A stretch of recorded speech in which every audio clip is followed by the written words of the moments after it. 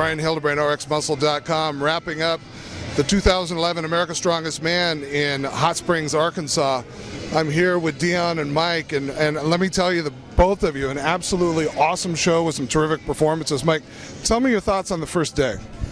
I mean, the first day was very exciting. You know, there's always a couple kinks when you get out there the first time, but the staff was amazing, worked very hard, and the athletes were very impressive. But right out of the gate, Scott Weech, I mean, just hammers up, breaks the American record. You know, that kind of set the stage for the rest of the night. And then closing with that Colorado pick, it was just almost an impossible event. But just to see the strain on the guys' faces and watch the crowd sort of get behind them, I mean, it's really awesome to see the emotion that the competitors have, but when the crowd shares that emotion and they get involved in it too, I mean, that's really what it's all about. Yeah, it seems to elevate the athlete to another psychological level to keep them in the event.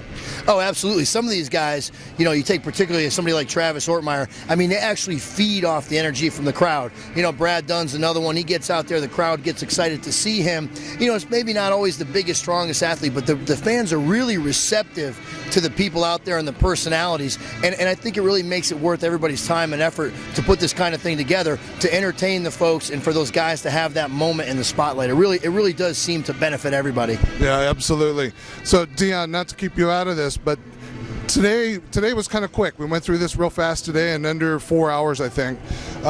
Give me your impressions about the events today.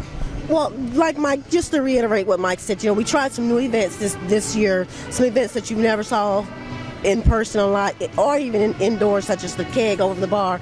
We're the first people to do it. I think you're going to start seeing it a whole lot more. That was impressive for the crowd. Obviously, we want to go probably higher height the next time. The Colorado pick, that was again a first one for us to do in a contest. So a lot of new events. The athletes love it. The crowd love it. Yeah, the push-pull medley. A lot of the athletes were like, "Oh, I'm really looking forward to this." And when they finished it, they were like, "What the hell just happened?" You knew who was weak on what event. You knew who was strong. Who was like Dave Ostlund is a veteran, obviously in the sport, and it showed on the push-pull medley. Yeah, absolutely. It was a terrific day. And then Travis and Dave Ostlund in the last event, the Atlas Stones. Travis was in an early lead. He was in the lead of the fourth stone. Tell me what happened with 5. Well, I think that maybe Travis might have sensed that he had it wrapped up and he didn't push himself all that hard. But you can't take anything away from Dave Ostlund. He is an amazing stone loader. At 6'7", he's got those long arms. As Dionne said, I mean, he is one of the veteran strongmen that's still on the circuit. You know, people don't think about it. Dave kind of went to World's Strongest Man, you know, early on when the IFSA split happened. But this is a guy that's been hammering it out and growing year after year after year after year. He's an amazing deadlifter. So, you know, that kind of experience pays off. But there's Travis right behind him from an experience standpoint.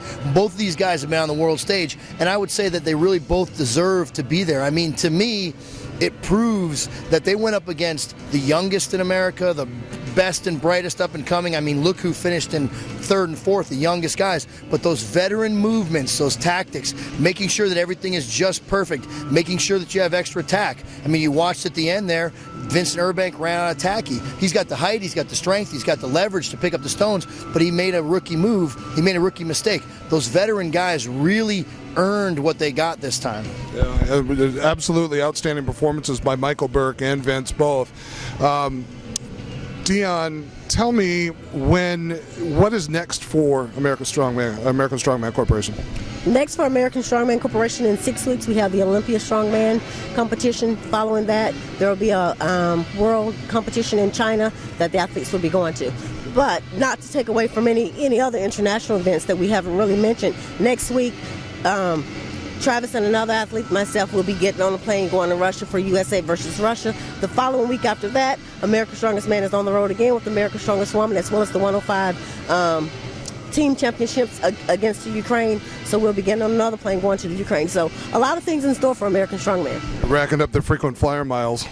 Well, and not to mention, too, 7 American Strongman Corporation athletes will be competing at the World Strongman competition in North Carolina. You know, whether they came through us to get there or not, all those guys, all 7 of them, Nick Best, Travis Ortmeyer, Derek Poundstone, Brian Shaw, now David Ostlund, and Mike Jenkins. Michael Jenkins, and the 7th, who am I missing? Jason Bergman. Every single one of those guys was an amateur with North American Strongman. Every single one of those guys earned their pro card, and they're now competing at the top level, and they deserve to be there. However they got to World's Strongest Man, they absolutely deserve it. But it really just proves once again that the NAS, ASC, the amateur to pro system, it's the best in the world, bar none. And I think that is exemplified by Dave Oslin taking second place behind Travis. Travis already had his invite, and now he's been invited, whether he's an alternate or has a spot in the final group for World's Strongest Man coming up next month in North Carolina. Yes, and no matter what, he's still invited. Yeah, absolutely. And so terrific performances by everything.